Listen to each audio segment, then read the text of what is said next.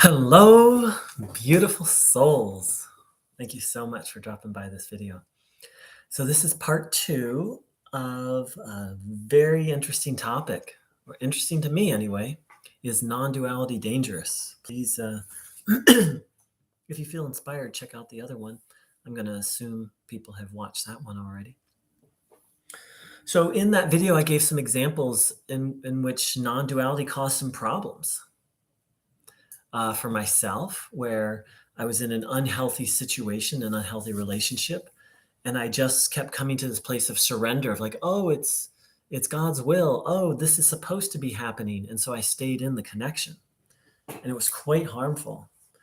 And I gave another example of a Neo-Advaita teacher who just said yes to everything and got kidnapped. Luckily, they eventually got released. And so I'd like to share another example today of someone I know. So, but before I hop into that, let's talk about what is non-duality. Actually, I think that's what this video is going to be about. What is non-duality?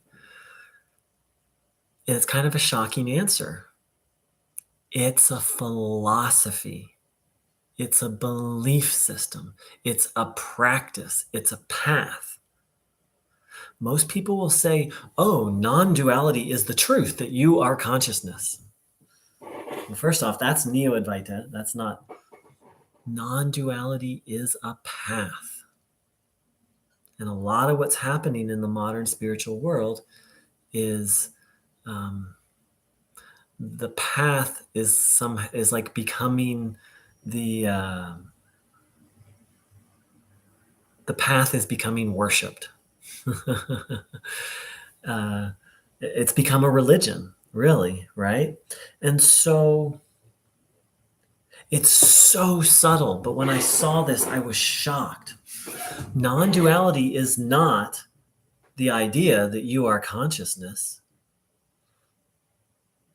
Well, actually, let me back up a moment. So actual non-duality is something beyond words. And then non-duality, Advaita Vedanta, is a spiritual path and a set of ideas that point towards that. But what's been happening in Neo-Advaita is just like a religion, the path becomes worshipped. So I really hope people take a little time and reflect on this, because when I saw this, I was shocked. Because as soon as someone would say, asks, what is non-duality? Like all these words come, right? Because I've been indoctrinated in Neo-Advaita. But I hope this is making sense. I just had this realization. Maybe I should have sat with it a little bit longer, but I'm really excited about it because, it's like, so I'll talk about Christianity. That's the tradition I was raised in, right? So in Christianity, the goal is salvation, or the goal is God. Really, more the way it's described, the goal is salvation in most denominations. But what happens is God gets replaced with the books, the beliefs, the going to church, right? The path. So in Christianity, that's the path to God, right? Having the right beliefs, reading the right scriptures, going to church. But the path becomes worshipped. And then the goal kind of becomes obscured. That's exactly what's happened in Neo-Advaita. So is the non-dual truth, is the universe itself dangerous? No. But an improper teaching about non-duality is. I'm a living testament to it, the havoc it has wreaked in my life. So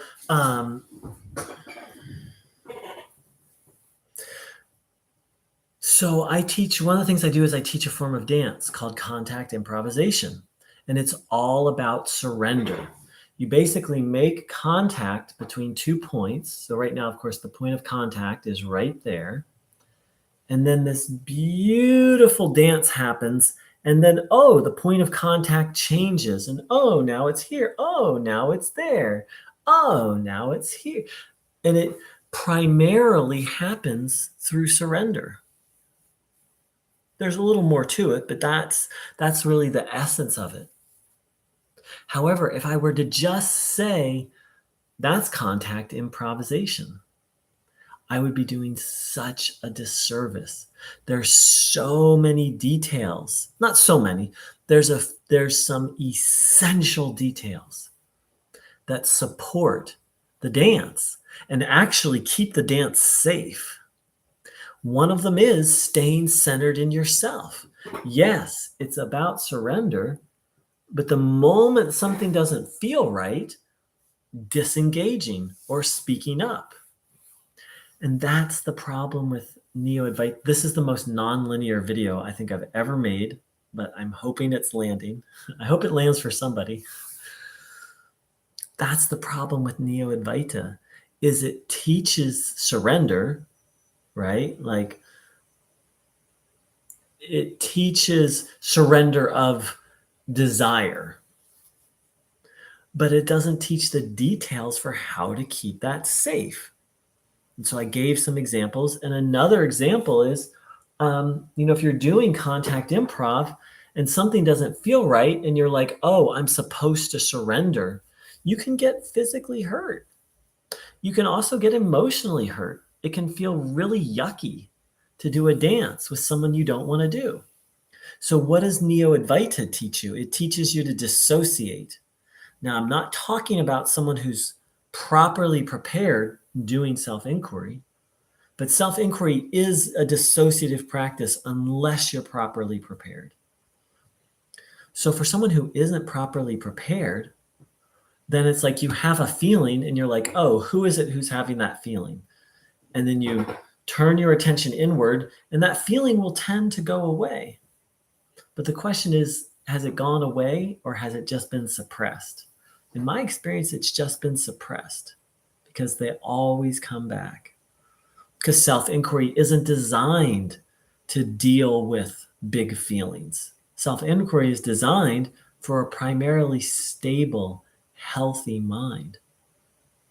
And so feelings let us know when something doesn't feel good or when it does feel good. But if something doesn't feel good and then you dissociate, then it's like putting your hand on a hot stove, but you dissociate from the pain and your hand's going to get burnt. And that's how life works. Someone treats you with disrespect, it feels yucky. And that yucky feeling lets you know, hey, something's not in alignment. But if you just dissociate from that, then just like the example I gave, then you'll stay in unhealthy and dysfunctional situations. And you add on top of this the idea of codependence.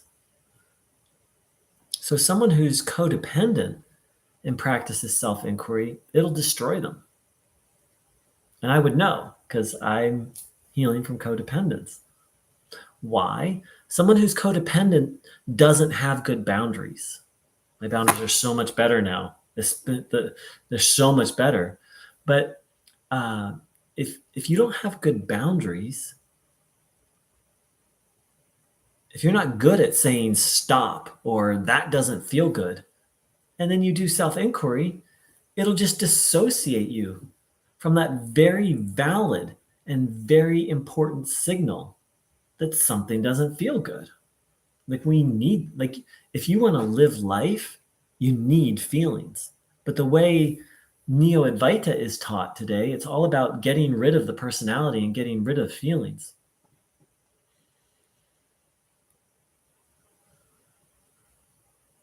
Neo-Advaita will disconnect you from your personal self.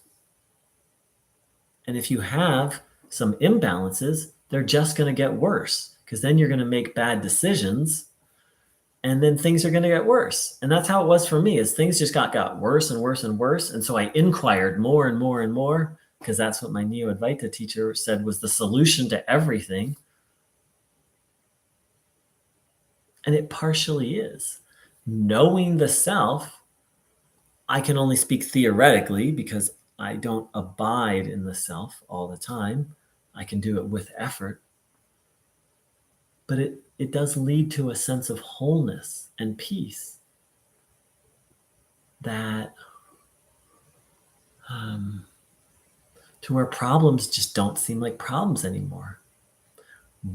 But the problem is, if you use, when I use self-inquiry in unhealthy ways to dissociate from my problems, didn't make them go away. Temporarily, it made them go away. Temporarily, taking a swig of alcohol or shooting up with something will numb out the pain, but it doesn't solve things. So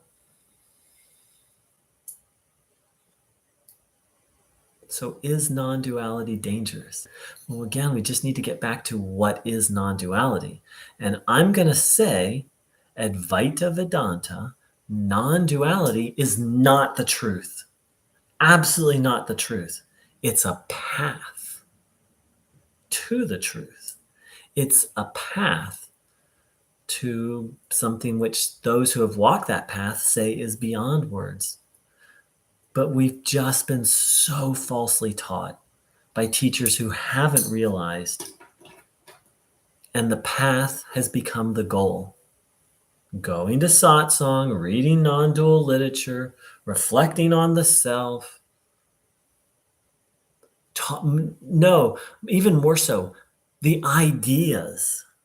Like I've often said, Neo-Advaita is a mental cult. And those set of ideas have gotten elevated to where it's like, they're the thing. Like one time I was in a satsang, and I've done this too. I've done this so many times. This guy, it was a one-on-one dot. It's so weird. A one-on-one dot, like the person comes up and sits in the center row and has the microphone talking to the teacher. And then the rest of us are, and this person gets up and starts teaching. They're like, the self just isn't affected by anything. Teacher's like, okay. It's like, I was having this bad day. And then I was like, I'm the self. I'm not affected by any of this. And the person just kind of went on and on and on. Like, the self is this and the self is that. And, and I am that. And at a certain point, the teacher's like, this is, and I actually have this teacher isn't so Neo-Advaita, maybe a little bit. And this teacher was like, this is kind of sounding kind of mental. I forget his other words.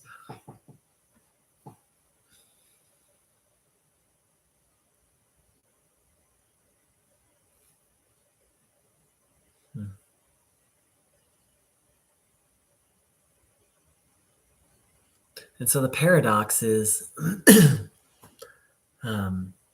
I was taught to go beyond the mind, so I stopped learning how to think critically. Let go of the mind. Thinking is bad. Logic is bad.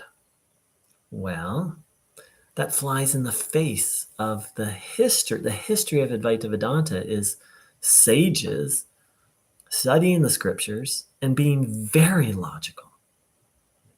But not only, also having a profound experience and then putting that experience to words. And so the paradox of this channel is, I talk a lot. And unfortunately, it's necessary because Neo-Advaita creates this maze in the mind that's very hard to get out of. It's very addictive. I've said it before and I'll say it again. Neo-Advaita is an addiction. Anything that dissociates you from your feelings can become an addiction. And Neo-Advaita is a tricky one. So the way I found my way out and help others is first I educate them on the difference between Neo-Advaita and Advaita Vedanta, which I've done many times on this channel. And it's the difference between, it's like Neo-Advaita is on one side, and on the other side is Advaita Vedanta, and the other piece is every other wisdom or spiritual tradition in the world. Neo-Advaita is just in deep contradiction. Yes, there's some places you can find agreement.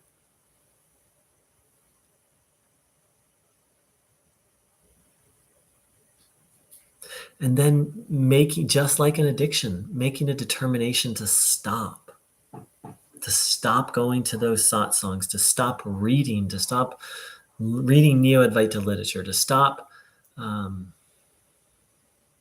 thinking Neo-Advaita thoughts, to stop practicing self-inquiry. It's very hard for me. I've just recently started doing Vipassana, observing the breath. Like, that's the last thing I want to do. Be connected to the body, feel my feelings. Ugh. I don't mean ugh, but I mean from the perspective of the spiritual bypass addict I was. Like, I don't want to watch my breath or feel feeling or be aware of feelings. Like, I want to trance out.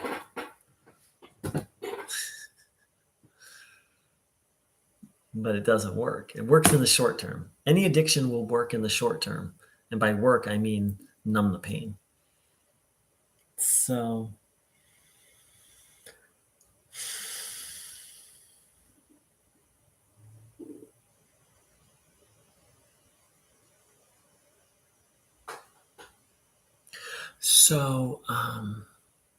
to start off with, this person reached out to me, very, very deep non-dual experiences. I'm not going to go into a lot of details, but they were kind of like, questioning whether it's okay to have boundaries, and like it's beyond okay, it's necessary. You cannot function in society without boundaries. And then go hang out with some sadhus, people who've renounced society, talk about boundaries. They have some intense, firm boundaries. They just do their own thing. They're like the opposite of the absolute opposite of codependent.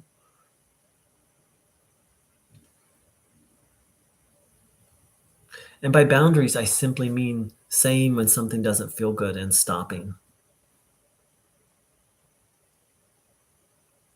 Now, Ramana Maharshi had almost no boundaries, but he was in a deep state of surrender, and he was saying yes to that. Like, he was giving a talk, and someone walked into the satsang room. Well, he wasn't giving a talk. He doesn't give talks like us YouTube teachers. But someone walked in and turned on the radio very loud, and Ramana did nothing. He just waited there for 40 minutes until the person turned off the radio and left.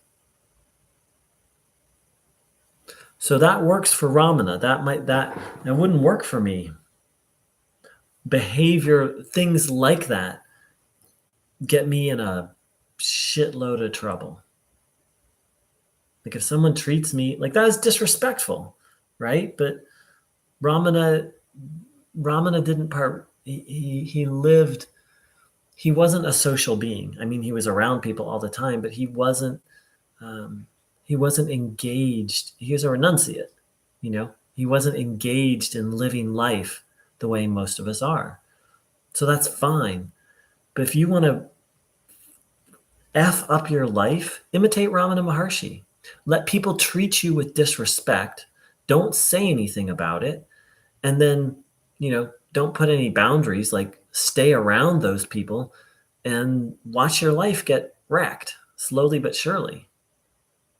I spoke about in the first video, great saints who they get to the point where they'll do anything that anyone says. That's great for a great saint. But you want to wreck your life? Just do everything that everyone tells you to do. Like, that's no boundaries, right? So, Thank you so much for joining in. I made some, kind of curved around a little bit. But I just had such a profound revelation that non-duality is just a path. Like, it's a set of ideas and a set of practices. It's not the goal. The menu is never the meal. The map is never the destination. But the way it's presented, and it's so subtle, but the way it's presented as if the map is the destination and the menu is the food.